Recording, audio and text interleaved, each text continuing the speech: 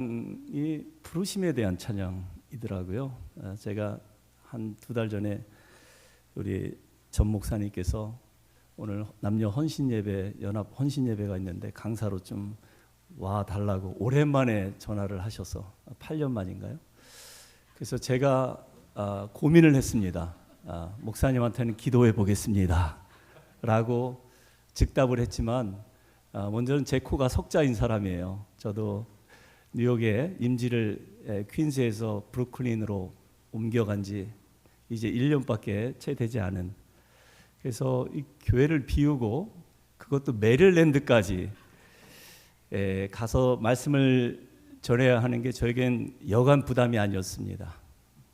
그래서 공을 우리 당의 장로님들에게 던졌어요. 장로님들이 판단하셔서 결정해 달라고. 당연히 장로님들이 오신 지 얼마 안 됐는데 어떻게 교회를 비우십니까? 그렇게 말씀하실 줄 알았는데 그 교회 목사님께서 기도하시면서 준비하시고 또 부탁하셨을 텐데 순종하시죠. 순종하는 마음으로 여기까지 달려왔습니다. 하나님의 부르심에는 후회함이 없는 것 같습니다. 와보니까 너무나 좋아요. 우리 목사님 짧은 만남이었지만 골든 코넬에서 한 2주 동안 정말 인상에 깊이 남는 그런 좋은 목사님 만나서 참 좋았다 싶었는데, 이 솔즈베리에 오셔서 목회를 하신다는 이야기를 듣고 정말 한번 찾아뵙고 싶다 하는 마음이 있었는데, 와 보니까 또 귀한 우리 장로님, 권사님과 또 어제 식사하고 교제하면서 참 오기 잘했다. 그리고 오늘 주일날 우리 솔즈베리 우리 교회 성도님들 만남에 기대가 있었습니다. 오늘 부족한 종을 통해서 하나님께서 우리 모두에게 은혜 주실 줄로 믿습니다. 먼저 오늘 말씀의 제목, 여러분들이 너무나 잘 아는, 좋아하시는 이 본문을 정해보았습니다. 그리스도 예수의 마음이라고 말씀을 정해봤는데요. 여러분 다 아시는 말씀이기 때문에 제가 뭐 굳이 본문을 설명하지는 않도록 하겠습니다. 무엇보다도 오늘 이 짧은 만남을 통해서 여러분 한 분 한 분이 그리스도 예수의 마음을 좀 헤아릴 수 있으면 좋겠어요. 특별히 오늘 헌신하신 남녀 성교회 우리 여러분들이 정말 내가 그리스도의 심장을 가졌노라 말했던 사도 바울과 같이 그리스도 예수의 그 마음을 헤아리시고 심장을 품을 수 있는 그런 헌신의 시간이 되시기를 주님의 이름으로 축원하여 드립니다. 그 마음, 어떤 마음일까요? 그리스도 예수의 마음. 어느 의과대학에서 어떤 교수님이 이제 윤리학 시간에 에틱 시간에 의사가 될 그 학생들에게 질문을 합니다. 어떤 부부가 있었는데 남편은 매독 환자고 또 부인은 결핵 환자야. 네 아이를 가졌는데 그 중에 첫째는 태어난 지 얼마 안 돼서 시력을 잃어버렸고, 그리고 둘째 아이는 결핵 보균자이기 때문에 얼마 살지 못하다가 죽었어. 그 셋째 아이는 또 청각에 문제가 생겼고, 넷째 아이도 마찬가지로 부모님에게 받은 그 바이러스 때문에 이제 얼마 못 살 것 같아. 그런데 문제는 5째 아이를 또 가졌다라는 거야. 그럼 너희들이 한번 대답해봐. 이 엄마가 임신을 했는데 이 아이를 지워야 하니 낳아야 하니? 이 메디컬 에틱스에 관한 그런 질문이었는데 어떻게 대답하시겠습니까? 여러분들이 만약에 학생이라면. 물론 그 자리에서 앞자리에 앉았던 학생이 교수님, 이 아이는 지워야 합니다. 산모 건강을 위해서도 또 불행한 이 아이의 미래를 위해서도 지우는 게 맞지 않겠습니까? 라고 반문을 하는데 여러분들 생각은 어떠십니까? 한참 동안 침묵 가운데 있다가 이 교수님이 아주 의미심장한 말을 합니다. 지금 자넨 베토벤을 죽였네. 여러분 아십니까? 베토벤이 이렇게 열악한 불우한 가정 환경 가운데서 태어났다라는 사실을. 그날 베토벤이 임신 중에 죽지 않고 태어난 게 우리 인류 역사에 얼마나 큰 다행인지 모릅니다. 여러분, 하나님께서는 사람의 겉모습을 보고 평가하지 않습니다. 사람은 그 사람의 외모나 스펙, 백그라운드를 보고 판단하지만 우리 하나님은, 전능하신 하나님은 우리의 겉모습뿐만 아니라 속사람도 보세요. 우리의 삶의 과정이 어떠하였는지, 여전히 마음에 안고 있는 아픔과 상처도 일일이 다 보고 계실 뿐만 아니라 여러분들이 가지고 계신 포텐셜, 그 잠재력도 보고 계시고, 그리고 언젠가 그 잠재력을 통해서 하나님 큰 영광 받아주실 줄로 믿습니다. 그래서 여러분, 우리는 늘 사람을 겉모양만 보고 판단하는 것이 아니라 늘 기도하는 마음으로 하나님께서 왜 이 만남을 우리에게 허락하여 주셨을까? 하나님의 마음을 헤아릴 수 있어야 한다는 것이죠. 우리는 평온하고 여유롭게 호수 위를 헤엄치는 청동 오리를 보면서 부러워합니다. 그런데 그거 아시죠? 이 청동 오리가 물 위에 떠 있기 위해서, 호수 위에서 평온하게 그 유유자적하게 헤엄치기 위해서는 물 밑에서는 어떻게 해요? 오리발짓을 아주 치열하게 해야지. 왜요? 물에 빠지지 않기 위해서. 여러분, 이렇게 하찮은 피조물도 하나님께서 연단하시고 훈련하십니다. 그러니까 우리가 인생을 살면서 겪는 환난, 시험, 우연이 없어요. 하나님께서 우리를 이 환난을 통해서, 고난을 통해서 강하게 하시고, 그리고 영적인 근육을 키워서 하나님의 때에 쓰시기 위해서 하나님이 주시는 축복임을 기억할 수 있기를 바랍니다. 그래서 어떤 분은 그런 말씀도 하시잖아요. 고난은 변장된 하나님의 축복이다. 여러분 믿으십니까? 고난을 통해서, 환난을 통해서 연단을 통해서 인내를, 그리고 인내를 통해서 소망을 이루는 줄을 너희가 알미라. 사도 바울은 로마서 5장 3절에 그렇게 우리에게 권면하고 있습니다. 이민자의 삶, 참 치열한 것 같습니다. 처음 방문한 이 솔즈베리라는 지역에 와서 보니까, 또 어제 우리 장로님, 송장로님, 강 권사님과 함께 식사하고 교제하다 보니까 이분들은 참 힘든 그런 이민 생활을 하셨구나 하는 게 느껴졌습니다. 그리고 참 대단하고 존경스러운 분들이다 하는 생각을 해보았어요. 겉은 저렇게 자상하고 평온해 보이시지만 치열한 삶의 현장에서 물속에 빠지지 않으려고 이렇게 믿음으로 살아보려고 몸부림치는 이런 분들을 제가 뵐 수 있다라는 게 큰 영광이었습니다. 그런 의미에서 고난은 하나님의 메가폰이라 말한 C.S. 루이스의 말이 마음에 와닿습니다. 하나님은 그래요. 우리가 평온할 때는 귀에 속삭이듯 말씀하시지만 가끔 우리에게 확성기, 메가폰을 대고 말씀하실 때가 있어요. 우리가 고난을 당할 때 정신 차리라는 것이죠. 깨어나라는 것입니다. 그래서 다시 나에게 집중하라. 그런 주님의 음성을 들으실 수 있는 저와 여러분 되시기를 축원하여 드립니다. 우리가 고난당할 때 분명 힘들지만, 정말 버티기 괴롭지만, 그 시간이 바로 우리가 하나님께 집중하는 시간이기도 합니다. 하나님의 말씀에 귀를 기울여야 한다라는 것입니다. 오늘 제가 설교 제목을 그리스도 예수의 마음이라고 정했습니다. 예수의 마음이 아니라 그리스도 예수의 마음. 그리스도 예수라는 말은 예수님의 신성과 인성을 다 포함한 말이죠.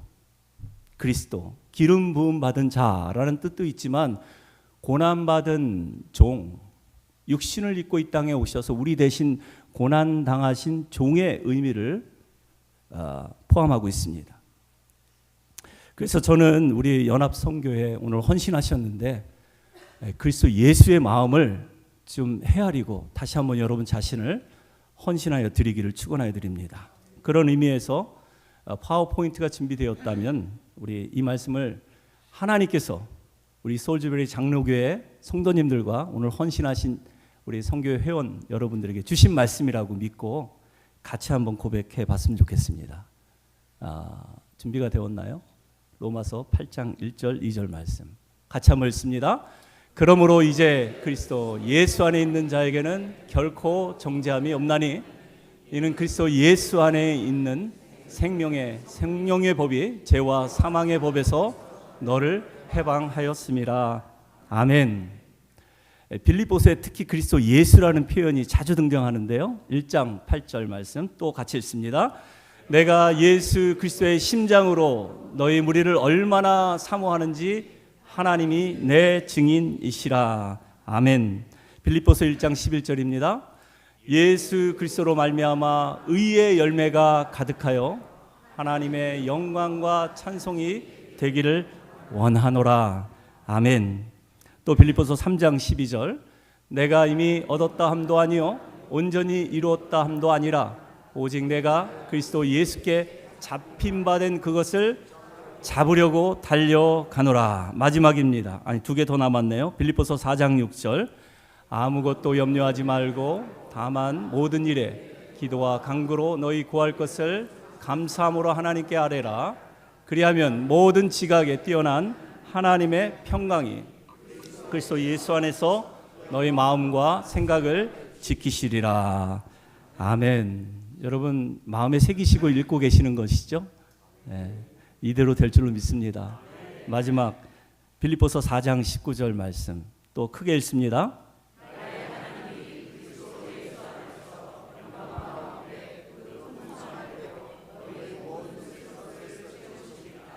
아멘. 그리스도 예수 안에서 너희 모든 쓸 것을 영광 가운데 채우시는 하나님을 깊이 경험할 수 있는 우리 네개 성교회 되시기를 축복합니다. 여러분 그리스도 고난당하신 종이라고 했어요. 그래서 예수님은 천국을 비유하실 때마다 겨자씨의 비유, 씨 뿌린 자의 비유, 그 비유의 공통점은 무엇입니까? 농부가 씨를 뿌려요. 겨자씨 한 알이 땅에 떨어져요. 그런데 그 씨 하나가 농부가 뿌린 그 씨앗이 땅에서 죽지 아니하면 한 알 그대로 있고 죽으면 많은 열매를 얻느니라. 여러분 믿으십니까? 여러분 교회 표 예수님의 말씀으로 열매 맺는 교회. 올 한 해 여러분들 삶과 사역에 있어서 많은 열매를 거두실 줄로 믿습니다. 어떻게 보면 오늘 본문을 통해서 여러분과 나누고 싶은 것이 열매예요. 우리가 어떻게 하면 많은 열매를 맺을 수 있는가? 결론적으로 말씀드리면 그리스도 예수의 마음을 품을 때 우리가 그리스도 예수의 마음이 무엇인지 조금이나마 헤아릴 때 그 열매는 저절로 맺힘을 기억할 수 있기를 바랍니다. 그 말씀을 하고 있는 거예요. 오늘 본문이. 그래서 9절 이하에 보면 열매 맺는 비결, 결과 이러므로라고 시작하죠. 그 고난받는 종, 육신을 입고 이 땅에 오신 하나님이 하신 일을 보니까 예수 그리스도의 심장을 가지고 살다 보니까 하나님께서 그를 지극히 높이사. 자, 그 이후에 9절 이하의 말씀을 여러분들에게 이 교회에게 성교에게 주신 말씀이라고 생각하고 다시 한번 크게 읽어보도록 하겠습니다. 이러므로 하나님이 그를 지극히 높여 모든 이름 위에 뛰어난 이름을 주사. 할렐루야. 여러분의 교회, 솔즈베리 장로교회가 이 지역에 많은 교회가 있지만 모든 교회 중에서 가장 뛰어난 교회 될 줄로 믿습니다. 그리고 두 번째, 하늘에 있는 자들과 땅에 있는 자들과 땅 안에 있는 자들로 모든 무릎을 예수의 이름에 꿇게 하시고, 이전에 역사했던 모든 흑암의 세력들, 가난과 슬픔과 저주와 질병의 그 악한 권세들이 이 솔즈베리 교회에 말씀을 붙들고 그리스도 예수의 심장을 가지고 순종하려고 하는 여러분들에게 무릎 꿇는 그런 날이 오게 될 줄로 믿습니다.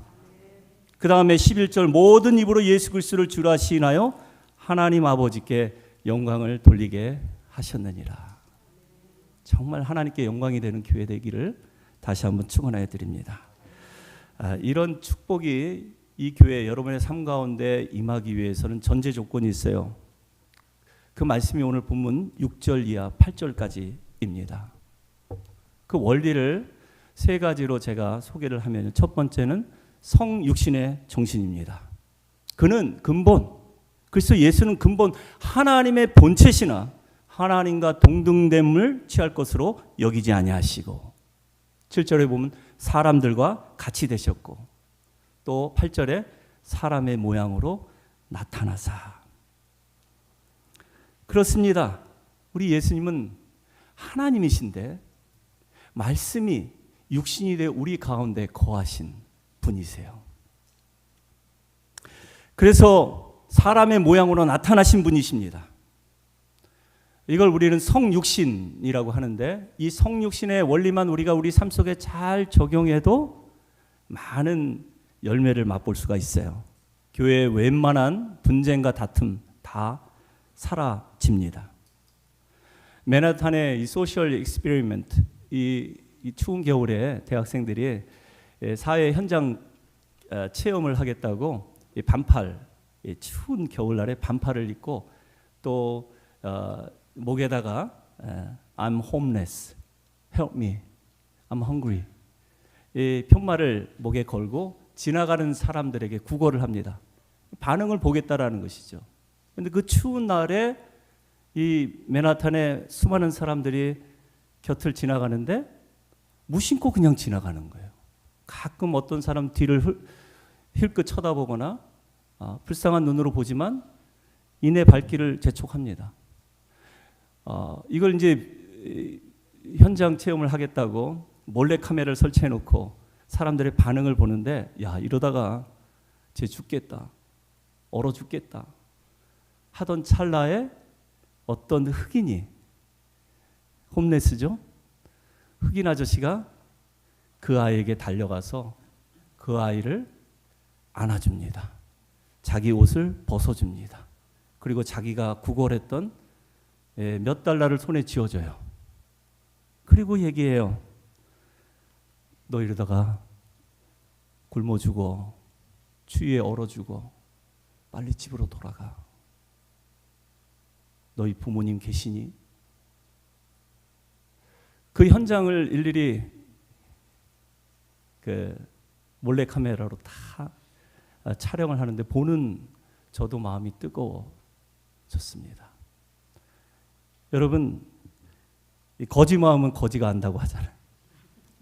홈레스를 누가 불쌍히 여깁니까? 홈레스를 당해본 사람이. 그래서 이날 뭐 현장 체험이긴 하지만 나중에 후기로 이 청년이 그런 고백을 해요. 짧은 시간 고통스러웠지만 정말 행복한 순간이었어요. 그 흑인 홈레스 아저씨의 따뜻한 품이 느껴졌어요. 그리고 그 진심 어린 충고 절대 내가 잊지 못할 것입니다. 여러분, 남을 불쌍히 여기는 마음은 그 사람의 입장이 되어보지 않으면 모릅니다. 우리 예수님은 육신을 입고 우리에게 찾아오셨기 때문에 우리를 불쌍히 여기시는 거예요. 그런데 이것을 행동으로 옮기는 건 여전히 쉽지 않습니다. 제가 4시간을 거쳐서 운전해서 여기까지 왔는데 참 피곤했습니다. 그냥 호텔방에서 좀 쉬고 싶었어요.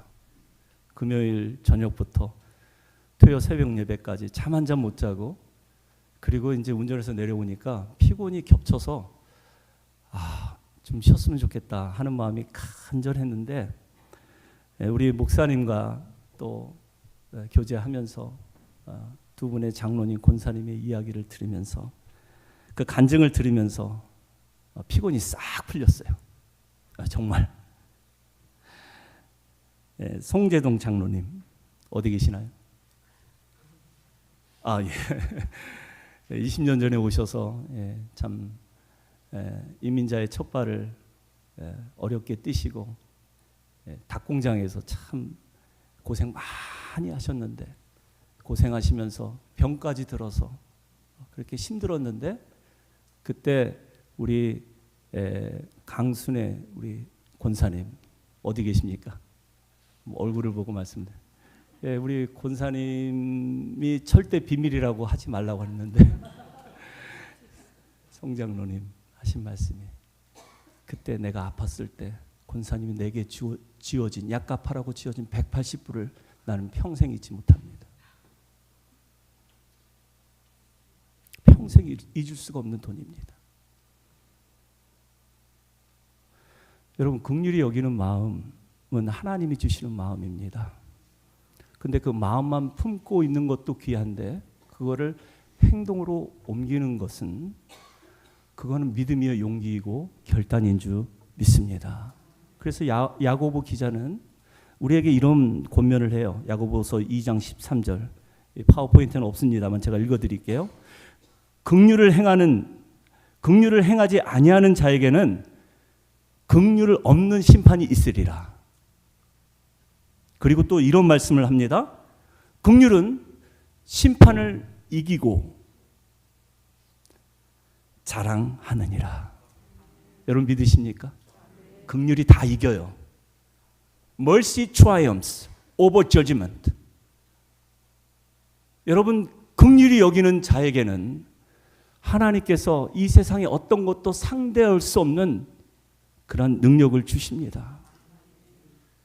긍휼이 세상을 이기는 거예요. 긍휼의 반대는 차별입니다. 야고보 사도는 남을 긍휼히 여기려면 이 차별하는 마음을 버리라, 그렇게 우리에게 또한 권면합니다. 여러분, 교회는 정말 차별이 없어야 합니다. 목사님 차별하지 마세요. 성도님들은 설교 잘하고 리더십 강하고 교회를 부흥시킬 수 있는 실력이 있는 목사를 원하지만, 무엇보다도 하나님이 쓰시는 목사, 여러분의 교회에 정말 필요한 목사님은 제가 보니까 우리 전영광 목사님이세요. 믿으십니까? 제가 보진 않았지만 매일 새벽마다 하나님 앞에 무릎 꿇고 사랑하는 성도님들을 품에 안고 눈물 뿌려 기도하는 이 목사님이야말로 하나님이 주시는 긍휼이 있으신 분이세요. 이런 목사님 주신 하나님께 감사드리고 하나님께 영광 돌리실 수 있기를 축원하여 드립니다. 목사님도 마찬가지예요. 성도 차별하지 마시기 바랍니다. 뭐 임식식이나 무슨 목사 안수식도 아닌데 제가 이런 말씀을 드려서 너무 죄송한데요. 제가 그냥 경험한 바를 말씀드린 것입니다. 저는 이민교회 지금까지 포함 한 15년 정도를 담임을 해봤는데요. 작은 교회를 한 10년 이상 한번 섬겨봤습니다. 작은 교회 비애를 아시죠? 들어오는 성도는 적은데 나가는 성도들은 많아요. 근데 나갈 때마다 참 목사에게 그 상처를 주는 말들을 하고 떠납니다. 목사님, 이제 나 편하게 신앙생활 하고 싶어요. 큰 교회 가서.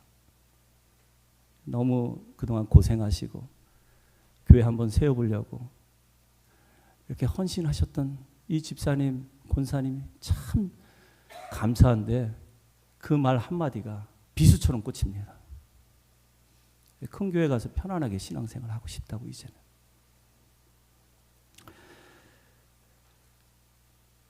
그런데 여러분, 이 목사를 따라서 교회에 남아있는 성도들 중에 목사의 말에 고분고분하고 잘 순종하는 양 같은 그런 교인들, 이분들이 교회를 그렇게 떠날 때는요, 목사의 억장이 무너집니다.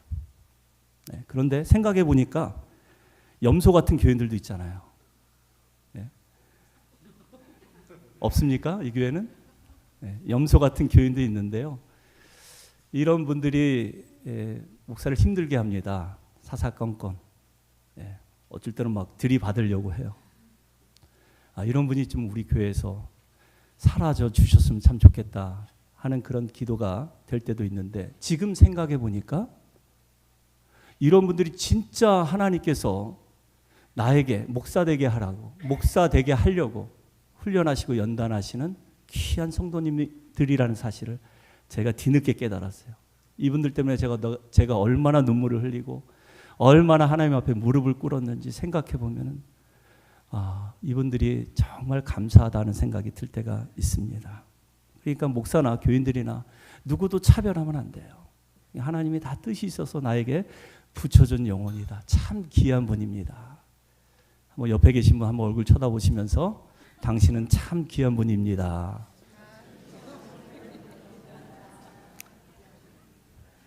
제가 잘 돌봐드리겠습니다. 여러분, 이 긍휼이라는 말, 이 히브리 말로 하면 라함이라고 하는데요. 이사야서 49장 15절에 보면 여인이 어찌 그 젖먹는 자식을 잊겠으며 자기 태에서 태어난 아들을 긍휼히 여기지 않겠느냐. 그들은 혹시 잊을지라도 나 여호와는 너를 절대 잊지 않을 거다. 그렇게 말씀하세요. 여인은 젖먹는 자식을 잊어본다 할지라도, 자기 태에서 낳은 그 아들을 긍휼히 여기지 않는다 할지라도 나는 너희를 불쌍히 여긴다. 긍휼히 여긴다. 그렇게 말씀하고 있는 거예요. 이게 하나님의 마음이에요. 헬라어로 긍휼은 스플랑크톤, 이 창자가 끊어지는 아픔입니다. 창자가 끊어지다, 단장이죠. 단장의 아픔이에요. 우리 주님이 우리를 보실 때 정말 그 아픔을 느끼세요. 단장의 아픔. 그래서 예수님은 나사로의 무덤 앞에서 우셨어요. 죄로 인해 죽을 수밖에 없었던 나사로, 그 인간 실존을 보면서 비통해서 우신 거예요. 그리고 예수님은 예루살렘을 향해서도 통곡하며 우셨죠. 예루살렘아 예루살렘아, 오늘날 내가 평화에 관한 일을 알았다라면 좋았을 것을. 평화의 왕이 육신을 입고 이렇게 왔는데도 평화의 도시 예루살렘이 예수님 영접하기는커녕 오히려 예수님을 십자가에 내어주고 영문 밖으로 쫓아내는 이러한 모습을 보면서 예수님이 지금 통곡하고 우시는 거예요. 연세 드신 우리 어르신들께 질문이 하나 있습니다. 단장의 미아리 고개 아시죠? 네, 단장의 미아리 고개, 이 노래를 이미자 씨가 불러야 제맛입니까? 요즘에 트로트 잘하는 젊은 송가인, 이 트로트 가수가 불러야지 여러분들 마음에 와닿습니까? 예? 질문이에요. 대답을 요구하는. 이미자 씨가 낫죠. 예. 송가인 씨에게 노래는 잘하지 묻고 싶어요. 예. 단장의 아픔을 아냐고. 예. 예. 그 가사 내용을 제가 한번 찾아보니까 철사줄로 꽁꽁 묶인 채로 뒤돌아보고 또 돌아보며 미아리 고개를 넘어서 북한 땅으로 이송해가는 남편을 바라보는 아내의 마음, 맨발로 울며 불며 손짓하는 새색시의 고통, 이 정말 단장, 창자가 끊어지는 이 아픔을 도대체 이 젊은 가수가 알고 부르냐라는 것이죠. 이미자 씨가 부르는 게 제 맛이에요. 이미자 씨는 그걸 겪어본 시대의 가수였기 때문에 그렇습니다. 여러분, 우리 예수님은 우리를 불쌍히 여기셨어요. 그래서 어떻게 하셨나요? 하늘 영광 버리시고 이 낮고 천한 우리에게까지 육신을 입고 찾아오셨습니다. 오셔서 병든 자 고쳐주시고 귀신들 쫓아내시고 가난한 자들에게 천국 복음을 설파하셨어요. 정말 생지옥 같은 그런 삶을 사는 저와 여러분, 소망 가운데, 절망 가운데 있는 저와 여러분, 우리를 구원해 주실 뿐만 아니라 영생의 소망까지도 주셨어요. 우리를 불쌍히 여기시기 때문에, 우리 대신, 우리를 위해서, 우리 때문에 십자가 지시고 십자가에서 물 한 방울, 피 한 방울 남김없이 흘리셨어요. 여러분, 이렇게 긍휼히 여기는 마음을 행할 때 이러한 하나님의 영광이 나타남을 기억할 수 있기를 바랍니다. 두 번째는 자기 부인이에요. 7절에 보면 오히려 자기를 비워 종의 형체를 가지사. 자기를 비웠대요. 영어로 보니까 empty himself. 헬라어 단어로는 케노시스라는 단어를 사용합니다. 예수님은 철저하게 자신을 비웠어요. 태어날 때부터 무덤에 이르기까지. 태어날 때는 누울 곳이 없어서 말 구유에 누우셨고, 공생애를 사실 때에는 여우도 굴이 있고 공중에 새도 거처가 있으되 인자는 머리 둘 곳이 없도다. 철저하게 자신을 비우셨고 무소유의 삶을 사셨어요. 케노시스의 삶이죠. 그리고 십자가에서 완전히 자기를 비우시고 자기를 버리시는데 죽기까지 자기를 비워내십니다. 이 십자가 사건이 이 케노시스 사건의 절정이라고 저는 생각합니다. 클라이막스예요. 다 완전히 비운 모습입니다. 여러분들도 케노시스의 삶을 살기를 축원해 드립니다. 네. 여러분, 이 삶의 원리를 가지고 살면요, 이 세상에 당해낼 사람이 없습니다. 네. 세상에 믿지 않는 사람이라 할지라도. 여러분 믿으십니까? 자기 비움의 원리를 가지고 사는 사람들 누가 있을까요? 그 유명하다는 조직폭력배의 두목들 특징이 다 있죠. 키가 작고 왜소합니다. 그런데 수많은 거구들이 그들 앞에서 고개를 조아리고 형님, 형님. 왜 이렇게 합니까? 그들에게는 남이 없는 뭔가가 있어요. 그거를 전문 용어로 깡이라고 합니다. 네.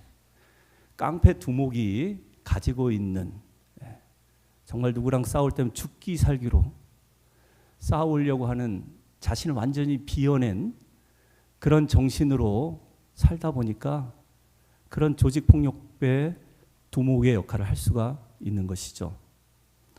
여러분 마찬가지입니다. 우리가 예수님처럼 우리 자신을 완전히 비워낸다면 세상에 이길 자가 없습니다.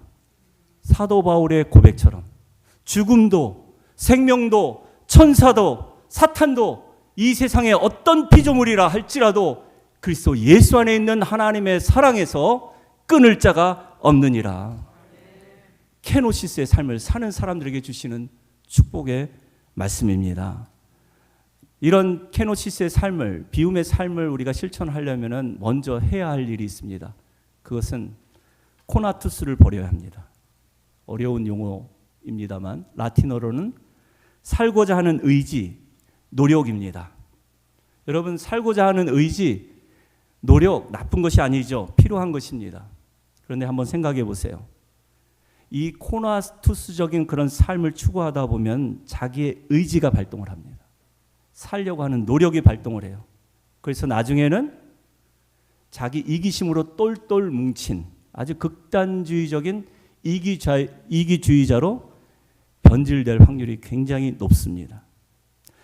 한국 마켓에 가면은 유난히 싱싱해 보이는 콩나물 봉지가 있어서 보니까 깨끗한 콩, 맑은 물, 안심 바삭 콩나물이라고 적혀져 있더라고요. 그래서 제가 브랜드를 살짝 뒤집어 보니까 CJ 식품이에요. 삼성이 만든 거예요. 여러분, 대한민국 굴지의 회사 삼성의 CJ 식품이 콩나물까지 만들면 여러분, 콩나물 길러서 파는 아주머니들은 어떻게 먹고 살라고?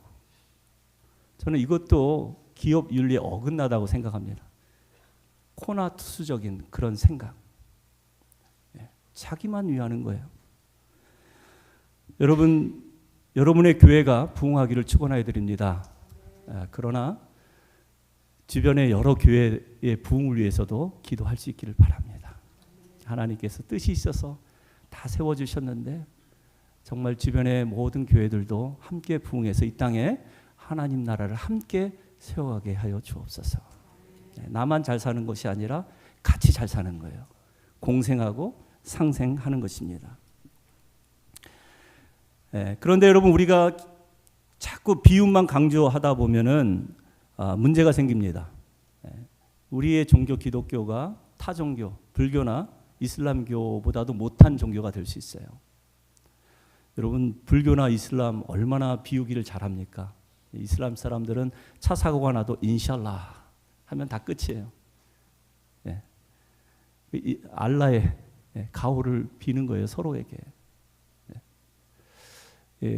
성철 스님, 불교계 아주 거장이신데 이분이 무소유의 삶을 실천하신 분 아니에요? 그래서 철저하게 자신을 비워내신 분인데 그분이 돌아가실 때 그 몸에서 가장 많은 사리가 나올 정도로 정말 금욕의 삶을 사시고 무소유의 삶을 실천하신 분이에요. 그런데 그가 1993년도에 이런 고백을 합니다. 11월 15일 조선일보, 동아일보, 경향신문이 그의 임종시에 남긴 유언을 이렇게 남기고 있는데요. 내 죄는 산보다 높고 바다보다 깊은데 내가 어찌 감당하랴. 내가 80년 동안 포기한 것은 다 헛것이로다. 우리는 구원이 없다. 죄값을 해결할 자가 없기 때문이다. 끊임없이 비우는 삶을 추구했는데 그래서 열반의 세계까지 가봤는데 가보니까 아무것도 없다라는 거예요. 아무도 자신의 죄값을 해결할 구원자가 없다라는 고백입니다. 저는 목사이지만 개인적으로 이분을 굉장히 존경합니다. 왜냐하면 인간의 그 실존에 대해서 가장 정직하게 그리고 정확하게 성찰하신 분이 아닌가 하는 생각을 해봅니다. 그렇습니다. 우리는 죽을 수밖에 없는 존재예요. 그 죽음을 피해 보려고 수많은 철학자들과 수많은 종교인들이 얼마나 많이 자주 비움의 삶을 추구해 왔습니까?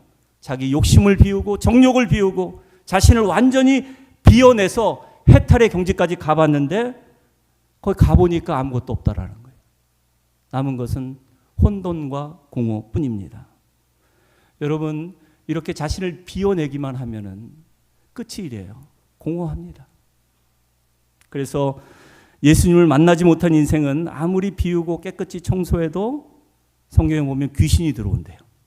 자기보다 더 악한 귀신, 7귀신이 들어와서 그 형편이 이전보다 더 악해질 수 있다. 그렇게 경고하고 있습니다.